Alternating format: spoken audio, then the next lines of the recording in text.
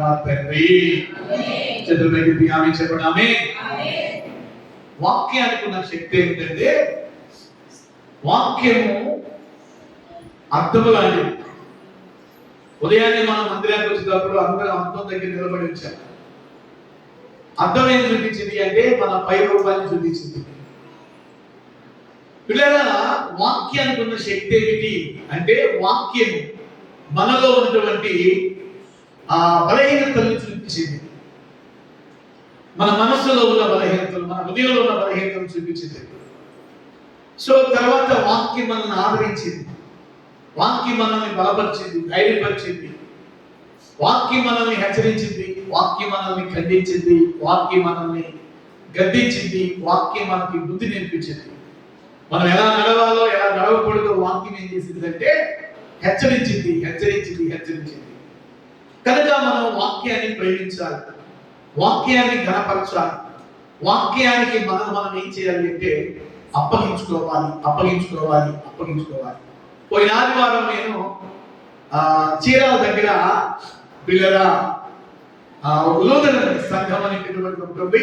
వాళ్ళు కోట్ల పెట్టి కట్టుకుంటారు. నిజంగా వాళ్ళ మందిరాలు చూస్తే వాళ్ళు మందిరానికి ఇచ్చే ప్రయారిటీ అంత ఇంత కాదు. ఒకవేళ నామకార్థ స్థితి కొంత ఉన్నప్పటికీ అందరూ కూడా నీటి బాప్తిసం పొందిన వాళ్ళే నీకులాగా, మనందరికి లాగా. ఇప్పట్లో చాలా మార్పు చేసింది. గత 10 years నుంచి నేను ఎక్కువగా వాళ్ళ మధ్యలోనే దేవుడు వాడుకుంటున్నాడు.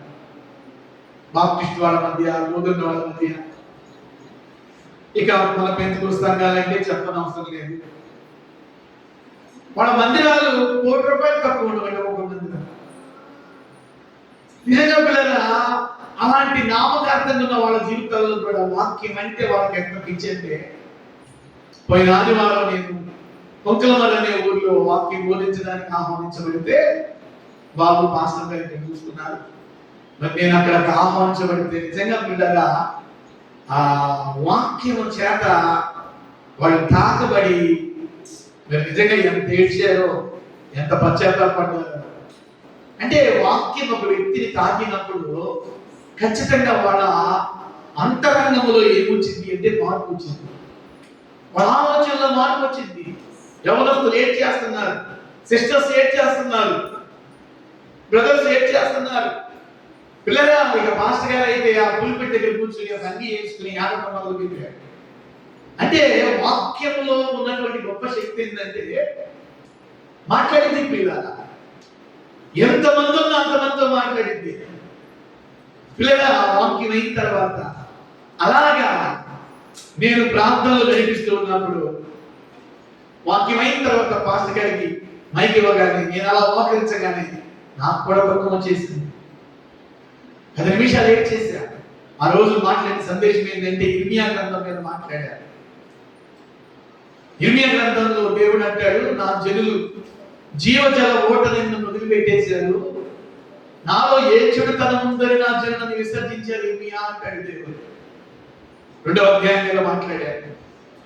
ఒక 5-6 విషయాలు వాళ్ళతో మాట్లాడితే దేవుడు అంటాడు, నాలో ఏ చెడుతనం ఉందని నా ప్రజలను విడిచి జీవము లేని వాటి వైపు తిరిగాడు ఇర్మియా అని దేవుడు ఇర్మియాతో మాట్లాడిన విషయాలు మాట్లాడుతూ ఉంటే పిల్లల వాక్యం ఏం చేసిందంటే వాళ్ళని తాకింది. ఒక వ్యక్తిని వాక్యం తాకినప్పుడు అంతరంగంలో ఏం జరిగిందంటే మార్పు వచ్చింది. ఆ మాట చెప్పండి, ఏమొచ్చిందండి? కొంచెం గట్టిగా పడకండి. ఏమొచ్చింది? మార్పు వచ్చింది. నిజంగా మన ఆత్మీయ బిడ్డలు మీలో చాలా మంది అంతరంగ జీవితాల్లో దేవుడు వాక్యం ద్వారా ఎంతో మార్పుని తీసుకొచ్చాడు. దేవునికి మహిమ కలుగును గాక. ఈ రోజు ప్రభు నా హృదయంలో మీకు చెప్పమన్న సందేశం ఏంటంటే, గత కొన్ని వారాలు యోబుతో దేవుడు మాట్లాడిన కొన్ని ప్రశ్నల గురించి నేను మీతో మాట్లాడా. సో చాలా ప్రశ్నలు ఉన్నాయి, కానీ ఒక 5 పెద్ద ప్రశ్నలు ఉన్నాయి.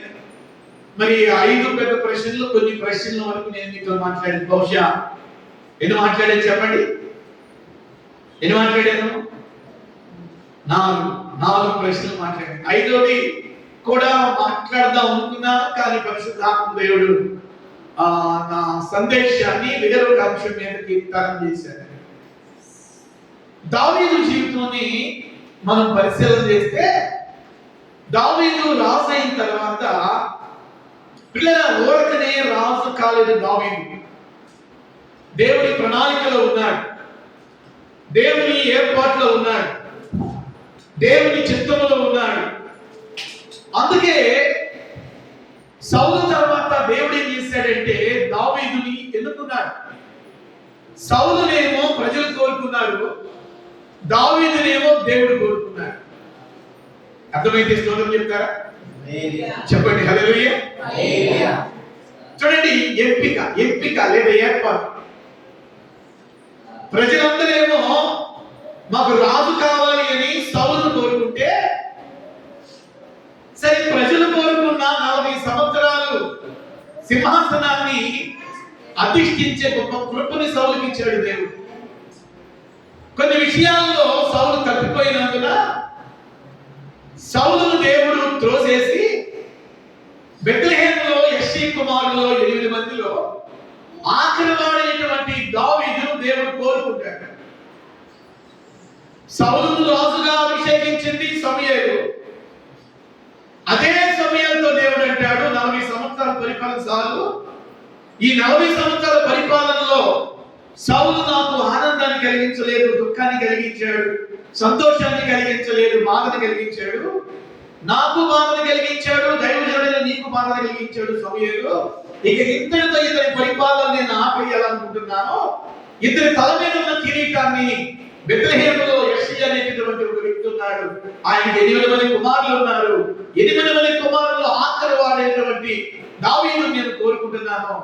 లేచి నీ కొమ్ముని తైలంతో నింపుకుని బెత్లెహేము వెళ్ళి అక్కడ 8 మందిలో ఆఖరి వాడు నేను చెప్తాను, వాడిని అభిషేకించు రాజుగా అంటాడు. ప్రజల చేత సెలెక్ట్ చేయబడ్డాడు సౌలు. అందుకే చూడండి వేరియేషన్, చూడండి వ్యత్యాసం చూడండి. ప్రజల చేత ఎంపిక చేయబడ్డాడు కాబట్టి సౌలు సమూయేలుతో అంటాడు, నువ్వు గుడ్డే అంటే గాజు గుడ్డి ఉంటుందన్నమాట. ఇలాంటి గాజు గుడ్డిలో నూనె నింపుకో అంటాడు. యాక్చువల్ గా రాజులను గాజు గుడ్డిలో నూనెతో అభిషేకించరు. రాజులను దేనితో అభిషేకిస్తారంటే పొట్టేలు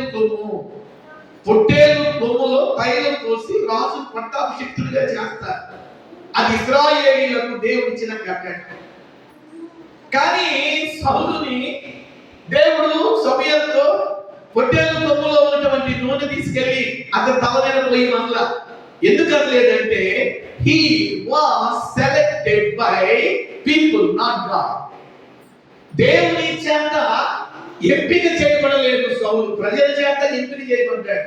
అందుకే దేవుడు అంటాడు నీ గుడ్డె అంటే సమూయేలు దగ్గర గుడ్డె ఉన్నాయి, కొమ్ము కూడా ఉంటాయి. ఆ మాట చెప్పండి, గుడ్డె ఉంది, కొమ్ము ఉందనండి చెప్పండి హల్లెలూయా.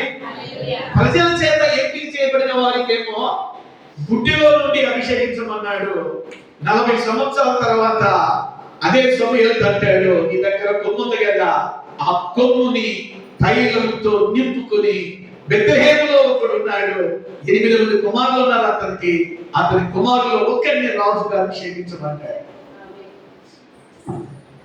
ప్రియమైన దేవుని పిల్లలారా, దావీదు రాజు అయిన తర్వాత నిజంగా మీరు సమూయేలు మొదటి గ్రంథం, సమూయేలు రెండో గ్రంథం చదివితే రాజు కావటానికి 13 సంవత్సరాల గ్యాప్ ఉంది దావీదు జీవితంలో. 17వ సంవత్సరంలోని సమూయేలు ద్వారా ఆ తైలము కొమ్ములో ఉన్నటువంటి తైలము పోయబడి అభిషేకించబడతాడు రాజుగా. సింహాసనం ఎప్పుడు వచ్చిందంటే 13 సంవత్సరాల తర్వాత. అంటే ఈ 13 సంవత్సరాల మధ్యలో ఏం జరిగిందంటే he was facing lot of trials, ఎన్నో పోరాటాలు, ఎన్నో ప్రతికూల పరిస్థితులు. పిల్లగా సౌలు 23 సార్లు దావీదుని చంపడానికి ప్రయత్నం చేశాడు, 23 times. పిల్లగా దేవుని చిత్తంలో ఉన్న వాళ్ళకి కొన్ని పర్యాయాలు ఆటంకాలు ఉంటాయి, వ్యతిరేకతలు ఉంటాయి, ఇబ్బందులు ఉంటాయి. కొన్నిసార్లు ఏమైందంటే 10 అయినా 9 కానీ అవదు. కొన్నిసార్లు ఇదిగో దేవుడు ఇస్తున్నాడు దగ్గరికి వచ్చింది, అయిపోయింది అనుకునే టయానికి ఏదో ఒక ఆటంకం, ఏదో ఒక ఇబ్బంది. కారణం ఏమిటి అంటే దేవుని చేత ఏర్పాటు చేయబడిన ప్రజల జీవితాల్లో కొన్ని ఆలస్యం అవుతాయి. శ్రమల ద్వారా, కష్టాల ద్వారా, నిందల ద్వారా, అవమానాల ద్వారా, ఇబ్బందుల ద్వారా, ఆర్థికంగా ఈ 13 సంవత్సరాలు దావీదు ఏమయ్యాడంటే పిండబడ్డాడు. పిండబడ్డాడనండి ఒక శ్రేష్టమైనటువంటి స్థానంలోనికి. నా వైపు చూస్తున్నారా బిడ్డలారా, ఆత్మీయ బిడ్డలారా? దేవుడు మనల్ని ఒక ఉన్నతమైన స్థానంలోనికి తీసుకుని వెళ్ళటానికి ముందు మనల్ని దేవుడు చెప్పుతాడు. అన్ని విధాలుగా చెప్తాడు. ఆరోగ్యపరంగా చెప్తాడు, ఆర్థిక పరంగా చెప్తాడు, అన్ని విధాలుగా కుటుంబంలో ప్రతికూల పరిస్థితులు కూడా చెప్పేస్తాడు. బంధువుల ద్వారా, స్నేహితుల ద్వారా, అయిన వాళ్ళ ద్వారా, బయట వాళ్ళ ద్వారా అన్ని విధాలైనటువంటి ఆటుపోటులు కూడా దేవుడు నడిపిస్తాడు. ద్వారాలన్నీ మూయబడినట్టు ఉండింది, కానీ పిల్లల ద్వారాలు మూయబడ్డ ద్వారాల్లోనే దేవుడు నడిపిస్తాడు. చెప్పడం గట్టిగా మూయబడినటువంటి ద్వారాలలోనే దేవుడు నడిపిస్తాడు కొంతకాలం. పిల్లల దావీదు జీవితంలో 13 సంవత్సరాలు నిజంగా మీరు సమయాలు మొదటి గ్రంథం, సమయాలు 2వ గ్రంథం చదివితే ఏడవకుండా ఉండలేదు. ఆయన అనుభవాల నుంచి పుట్టినటువంటి కీర్తనలు పిల్లలు 70 కీర్తనలు వారికి రాశాడు. ఆయన అనుభవాలు ఆయనకి ఆకలి దక్కునంటే ఏంటో తెలుసు, ఒంటరితనం అంటే ఏంటో తెలుసు, దావీదు నిందలు అంటే ఏంటో తెలుసు, పిల్లల విశ్వాసఘాతకం అంటే ఏంటో తెలుసు, వెన్నుపోటు అంటే ఏంటో తెలుసు, పిల్లలను నమ్మించి మోసం చేయడం అంటే ఏంటో తెలుసు దావీదుకి. అన్నిటిని కూడా మాట అంటాం కదా, అన్నింటిలో నేను ఆర్తేరని అంటాం కదా, వడపోసే మీద అంటాం కదా. అన్ని విధాలుగా పిల్లల మనుషుల మనస్తత్వాలన్నిటినీ కూడా దావీదు అర్థం చేసుకున్నాడు. కొన్ని పర్యాయాలు ఆదరణకు దూరం అయిపోయాడు. కట్టుకున్న భార్య ద్వారానే ఎగతాళి చేయబడ్డాడు. కుటుంబంలో పరిస్థితులు అనుకున్నంత ఆశాజనకంగా లేవు పిల్లల. అలాంటి పరిస్థితులు నిజంగా మన జీవితంలో మనం ఫేస్ చేస్తే నిజంగా నేను అంటాను, దేవుళ్ళు నిలబడటం చాలా కష్టం పిల్లల.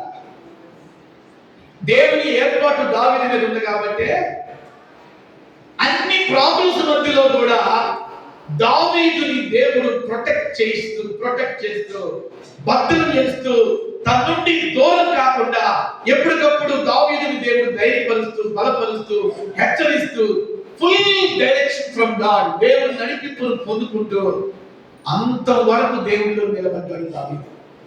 ఇక్కడ నేను మీతో ఏం చెప్పాలనుకుంటున్నానంటే, ఒక ఆశీర్వాదము ఓడకనే దేవుడు ఇవ్వడు, ఒక దీవెన దేవుడు ఓడకనే ఇవ్వడు. కళ్ళు మూసి కళ్ళు తెరిసినంత లోపు ఏదో ఒక అద్భుతం చేయాలి అని నువ్వు అనుకుంటావు, ఆలస్యం చేస్తాడు దేవుడు. పిల్లల విషయంలో ఆలస్యం అవుతాయి, ఆర్థిక విషయాలు ఆలస్యం అవుతాయి, వారి ఉద్యోగాల విషయాలు ఆలస్యం అవుతాయి, పరీక్షని కూడా మనం అనుకున్న టైంలో డెవలప్ కాదు పిల్లరా. ఇవన్నీ కూడా శాశ్వతమైనటువంటి మేము ఎరుగుతాం. ఎందుకంటే బైబిల్ బాగా చదువుతాం కాబట్టి, దేవుడు మాతో మాట్లాడతాడు కాబట్టి మాకు అనుభవాలు దేవుడు నేర్పిస్తాడు. ఇవన్నీ కూడా మనం అనుకున్నంతలో పిల్లల అభివృద్ధిని మనం చూడలేము. కుటుంబపరమైన, పిల్లలపరమైన, ఉద్యోగపరమైన, వ్యాపారపరమైన కొంత లేట్ ప్రాసెస్ అనేది ఉండింది. ఆ మాట చెప్పండి, లేట్ ప్రాసెస్ అనండి. Come on speak loudly. Late process అంటే ఆలస్యం అవుతా ఉండింది. పిల్లల ఈ ఆలస్యములో దేవుడు మనకి కొన్ని పాఠాలు నేర్పిస్తాడు. పూర్తిగా మనం ఆయన మీద ఆధారపడేటట్టుగా, పూర్తిగా మనం ఆయనకి దగ్గరయ్యేటట్టుగా, ప్రభా ఇక నువ్వు తప్ప నాకెవరు లేరయ్యా అనే రీతిగా కొన్నిటిని దేవుడు మన జీవితంలోకి తీసుకొస్తాడు. నువ్వు తప్ప నాకెవరు లేరు ప్రభా అన్న రీతిలో మనం పూర్తిగా ఆయన మీద డిపెండ్ అవ్వాలి. దేవుడు ఇప్పుడు ఏం కోరుకుంటాడంటే, we all depend not material things. మనుషుల మీద ఆధారపడకూడదని దేవుడు చిత్తం, వస్తువుల మీద ఆధారపడకూడదని దేవుడు చిత్తం, నీ కండబలం మీద ఆధారపడకూడదని దేవుడు చిత్తం, నీ జ్ఞానం మీద ఆధారపడకూడదని దేవుడు చిత్తం, నీకున్నటువంటి బ్యాంక్ బ్యాలెన్స్ మీద ఆధారపడకూడదని దేవుడు చిత్తం. అందుకే కొన్నిటిని మన నుండి దూరం చేస్తాడు, కొన్నిటిని ఖాళీ చేస్తాడు. కొన్నిటిని దూరం చేస్తాడు, కొన్ని ఖాళీ చేస్తాడు. కారణం ఏంటి అంటే పూర్తిగా మనం ఆయన వైపు చూడాలి.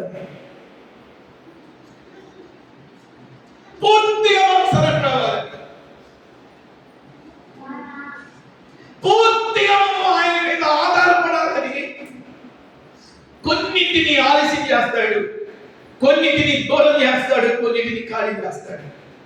దావీదు జీవితంలో జరిగింది. దేవుడు ఏమో మాట్లాడాడు, యు ఆర్ ద కింగ్ అన్నాడు. మరి చూస్తుంటేనేమో పరిస్థితులు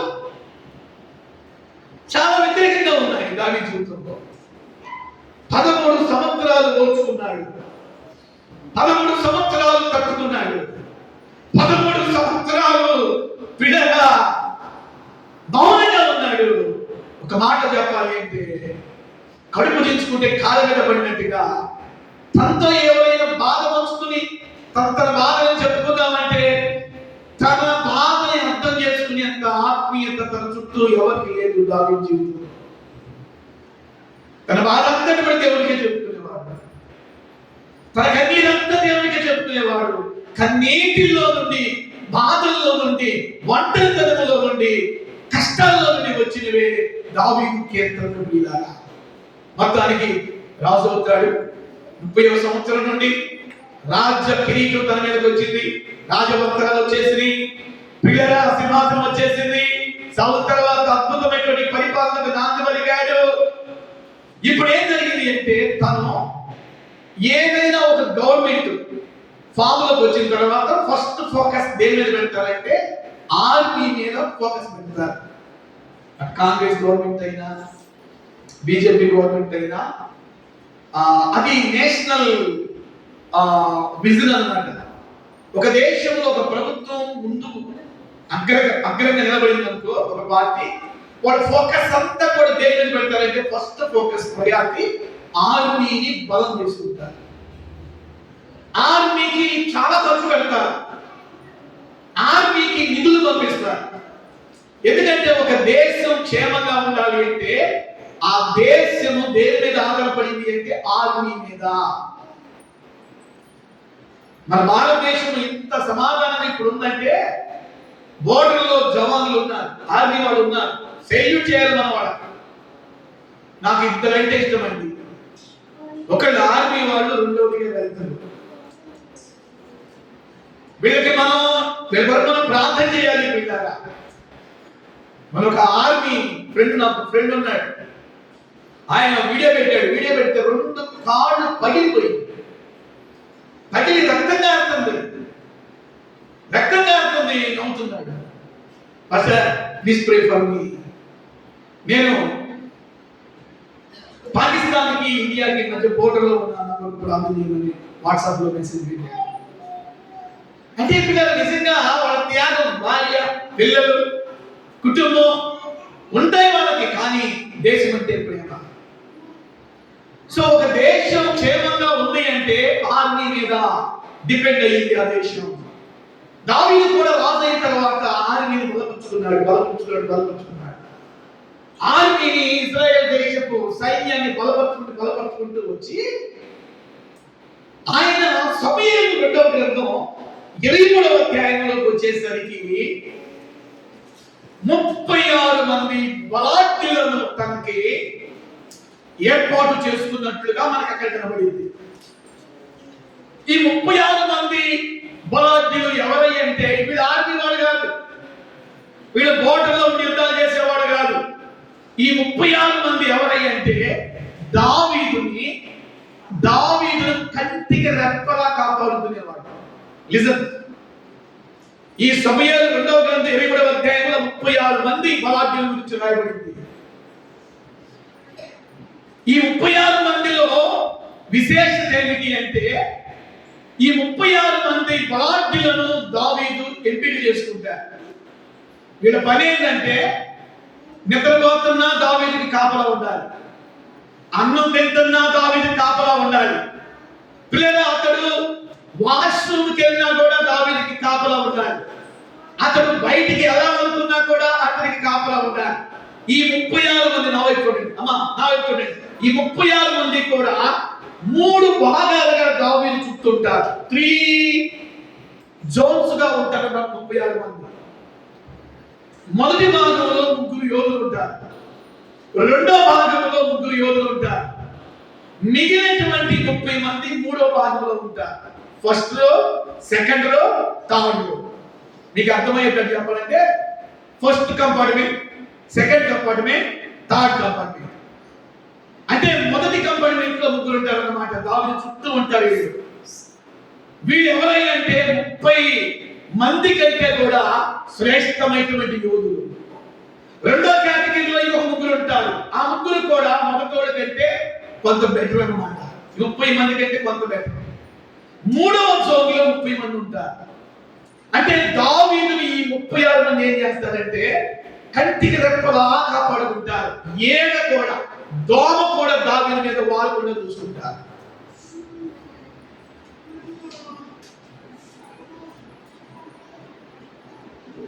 ఈరోజు రేపు రానున్నటువంటి వారాల్లో దావీదు ని కాపాడుకోవడానికి చెప్పండి, ఎవరిని కాపాడుకోవడానికి? దావీదును కాపాడుకోవడానికి తాను ఎన్నుకున్నటువంటి ప్రార్థనాపూర్వకంగా ఎంపిక చేసుకున్నటువంటి 36 మంది బాధ్యులు ఉన్నారు. వారిలో పిల్లగా ఒక యోధుడి గురించి నేను మీతో మాట్లాడతా. చూడండి, ఆ యోధుడు ఎవరు అనేది సమూయేలు 2వ గ్రంథం 23వ అధ్యాయం 20-23 వచనాలు చదువుకుందాం. 20-23 వచనాలు 20 నుండి చదువుకుందాం. మరియు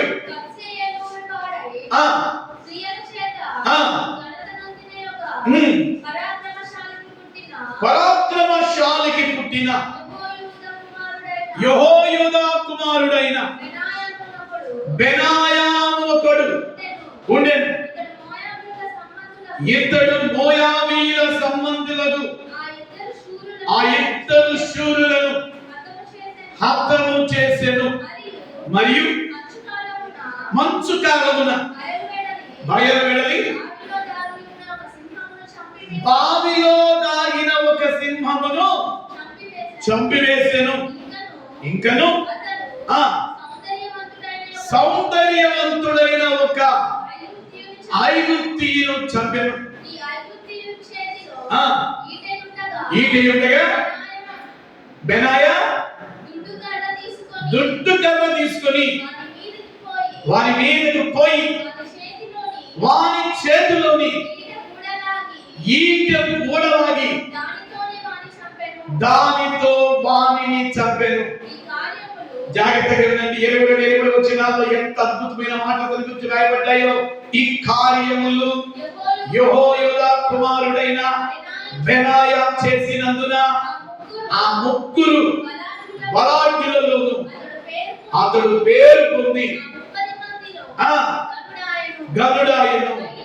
అయినను మొదటి ముగ్గురుతో సమానుడు కాకపోయెను. ప్రభు చాలు. దావీదు ఇతనిని వండర్ఫుల్ వర్డ్. ఇది పెన్నుంటే మీరు ఆ మాట అండర్లైన్ చేసుకోండి. దావీదు ఇతనిని తన సభికులలో ఒకరిగా నియమించాను. నాతో పాటు గట్టిగా మాట చెప్పండి. దావీదు ఇతనిని తన సభికులలో అంటే తన దగ్గర ఉన్నటువంటి కొంతమంది నమ్మకస్తులలో ఒకరిగా నియమించాను. దేవుడి ఈ మాటలను మన కొరకు ఆశీర్వదించును గాక.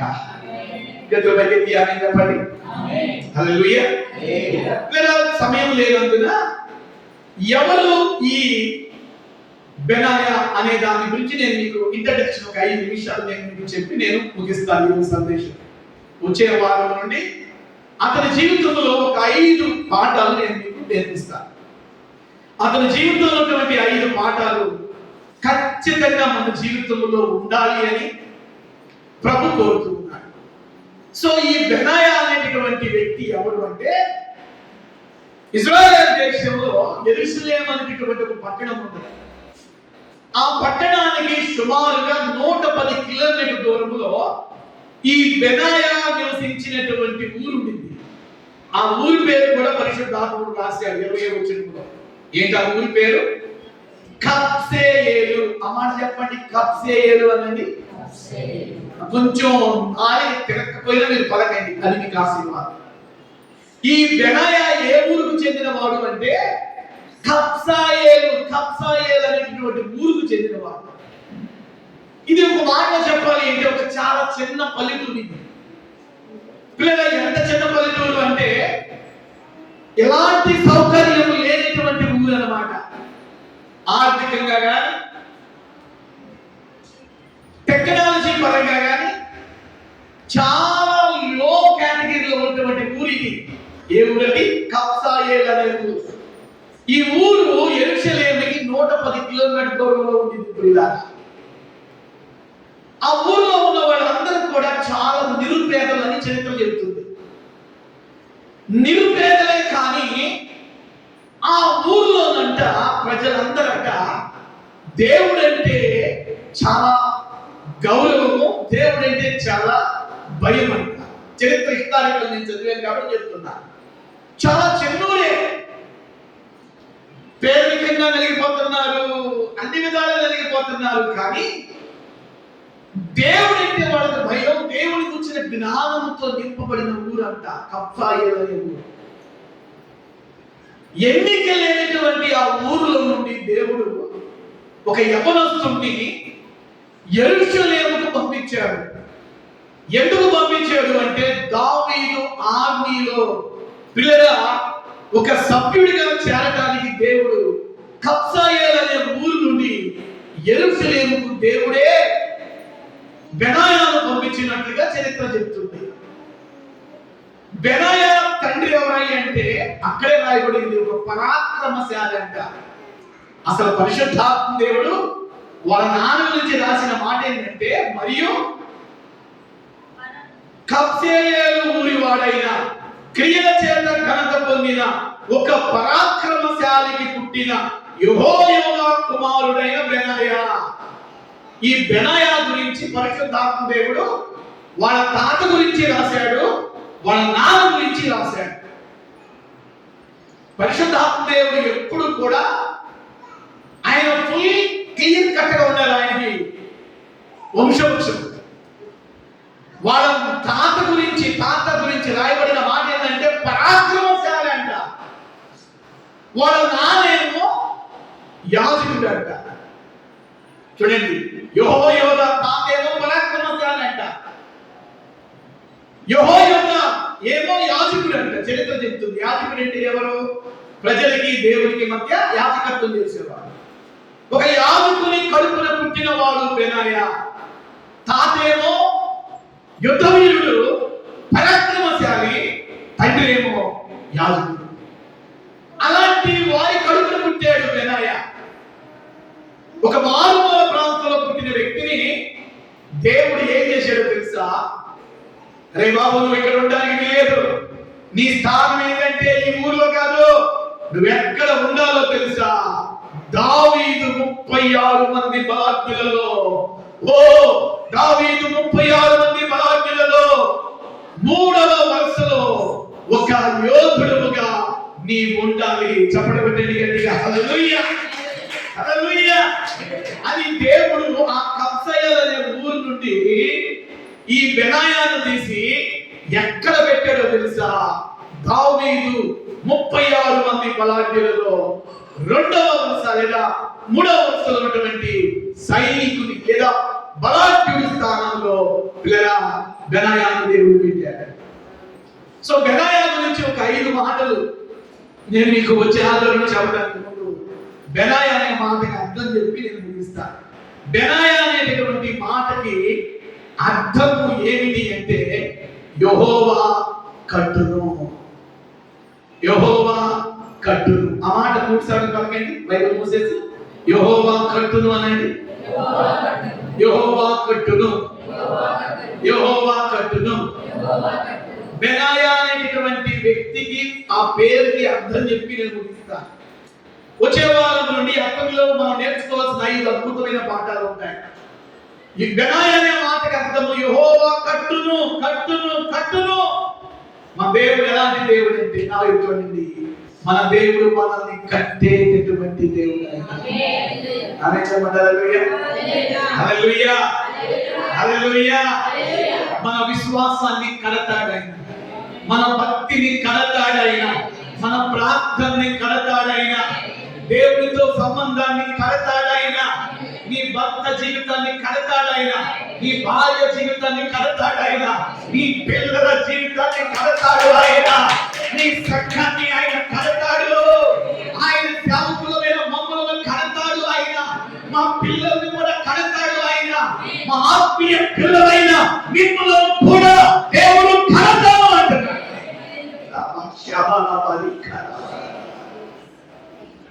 కడతాడు అంటున్నాడు.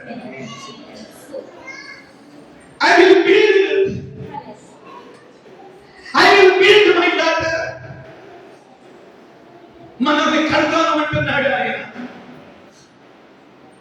ప్రియమైనటువంటి దేవుని బిడ్డలారా, ఈరోజు ఒకవేళ మనం కట్టబడని స్థితిలో మనం ఒకవేళ ఉంటే, మన భక్తి కట్టబడని స్థితిలో ఒకవేళ ఉందేమో, మన ఆత్మీయత కట్టబడని స్థితిలో ఉందేమో, మన ప్రార్థన జీవితము కట్టబడని స్థితిలో ఉందేమో, మన విశ్వాస జీవితము కట్టబడని స్థితిలో ఉందేమో. పిల్లరా, ఈరోజు ప్రభు మాట్లాడుతున్నాడు, బిడ్డా, బెనాయా అనేటువంటి మాటకి అర్థం యెహోవాను నేను కడతాను. కడతాను. బెనాయా అనుకుంటుండవచ్చు, ఈ పల్లెటూరులో మా తాతేమో పరాక్రమశాలి, మా నానేమో ఓ యాజకుడు, నా జీవితము ఇంతేనా ఇంతేనా ఇంతేనా అని అనుకుని ఉండవచ్చు. ప్రియులారా, ఎన్నికలేని ఆ ఊరు నుండి దేవుడు బెనాయాని ఎక్కడ తీసుకెళ్ళాడు తెలుసా? యెరూషలేముకు తీసుకొచ్చాడు. యెరూషలేముకు తీసుకురావడమే కాదు ప్రియులారా, ఎక్కడో ఒక మారుమూల ప్రాంతంలో బోర్డర్లో సైనికుడిగా పెట్టడం కాదు, ఎక్కడ పెట్టాడో తెలుసా? దావీదు 36 మంది కమాండర్లతో, దావీదు 2వ వరుసలో దావీదును కాపాడుకునే రేంజిలో బెనాయాను దేవుడు నిలబెట్టాడు. దేవునికి మహిమ కలుగుగాక. హల్లెలూయా. ఒకవేళ నీ యొక్క పరిస్థితి ఇప్పుడు కూడా ఒకవేళ బెనాయా లాగా నేను ఎందుకు పనికిరానేమో, నా కుటుంబం ఎందుకు పనికిరాదేమో, నా పిల్లలు ఎందుకు పనికిరాదేమో, నిస్సహాయ స్థితిలో ఒకవేళ మీరు ఉండి ఉంటే ప్రభు ఈ రోజు మాట్లాడుతున్నాడు ప్రవచనాత్మకంగా. బెనాయాను జ్ఞాపకం చేసుకో, బెనాయాను జ్ఞాపకం చేసుకో.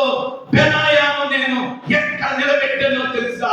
ప్రజలకు అందనంత ఎత్తులో, తన బంధువులకు అందనంత ఎత్తులో, తన కుటుంబీకులకు అందనంత ఎత్తులో, తన స్నేహితులకు అందనంత ఎత్తులో బెనాయాను నేను నిలబెట్టాను. నీ కుటుంబాన్ని కూడా ఒక దినమున నేను నిలబెట్టబోతున్నాను.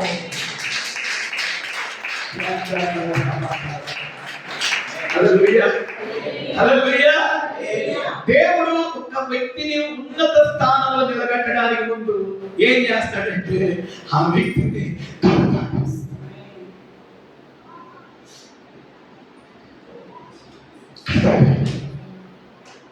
కడతాడు. కట్టకుండా నవ్వుకోండి, ముగిస్తున్నాను. కట్టకుండా ఉన్నత స్థానంలోనికి దేవుడు తీసుకెళ్ళడు.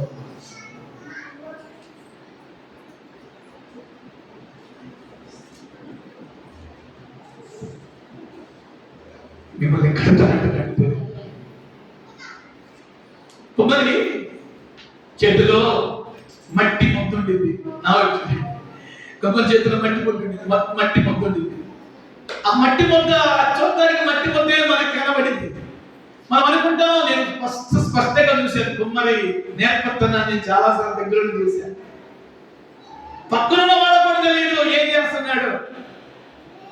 తన మనసులో ముద్దతో ఒక పాత్ర చేయాలని, ఒక ఆకారం తీసుకురావాలని తన మనసులో డిజైన్ చేసుకుంటాడు. ఆ చేతులతో మట్టిని ఏం చేస్తాడంటే సారి మీద తిప్పుతా ఉంటాడు. సారి మీద తిప్పుతా ఉన్నప్పుడు 10 నిమిషాలు అయిన తర్వాత ఆ తిరుగుతా ఉన్నది ఆ సారి మీద నుంచి కింద పడిపోయింది. నేను అనుకున్నాను అది కింద పడిపోయింది. ఫ్రెష్ మొత్తం తీసుకుంటాడు అలాగే. ఆల్రెడీ ఫ్రెష్ మొత్తం ఉన్నాయి అక్కడ పక్కనే, సారి పక్కనే ఫ్రెష్ ముద్దలు ఉన్నాయి. ఫ్రెష్ ముద్ద తీసుకుని మళ్ళా సారి మీద తిరుగుతాడేమో తిప్పుతాడేమో అనుకున్నా నేను. కానీ ఆ కొమ్మలు ఏం చేశాడు? అది సారి మీద నుంచి పడినా దానిని వదలలేదు.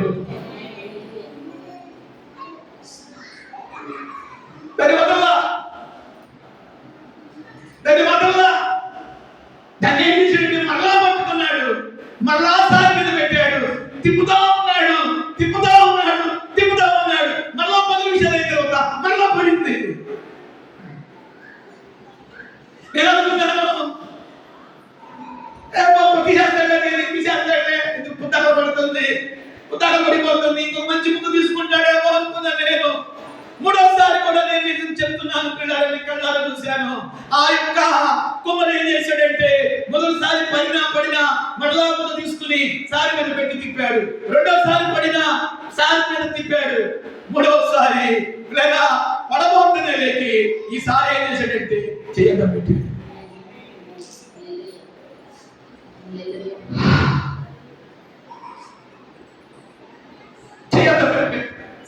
రెండు చేతులు చేయగాదు, రెండు చేతులు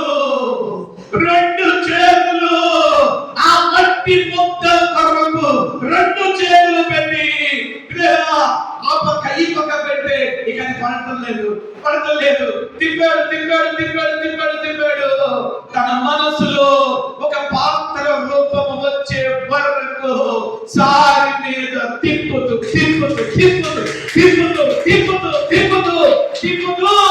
ఒక రూపము రాగానే పిల్లగా వదిలేసేసేసి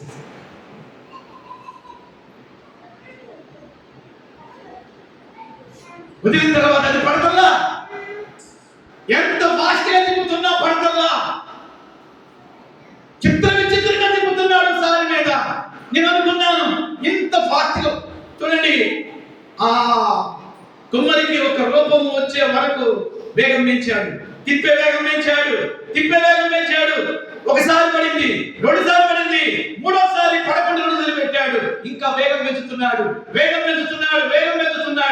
పిల్లరా వేగం పెంచిన తర్వాత 2 తీసేసాడు. తీసేసినా కూడా అది సారి మీద నుంచి పడలేదు.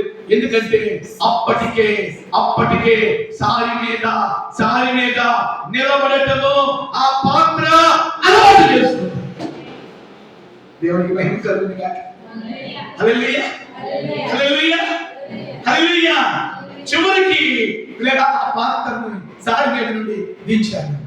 చెప్పాలి, సారి మీద నుండి దించాడు. దించిన తర్వాత ఇంకో పని చేశాడు, ఎండబెట్టిన తర్వాత కాల్చాడు. పిల్లరా కాల్చాడు. కొన్ని కుండలు కాల్పుడికి తగిలిపోతుంటే ఈ కుండ కాలలేదు. పిల్లరా కాలు బాగా కాలినా పగలలేదు. ఎందుకు పగలలేదంటే అప్పటికే సారి మీద తిప్పేటప్పుడే కఠినంగా వచ్చేసింది.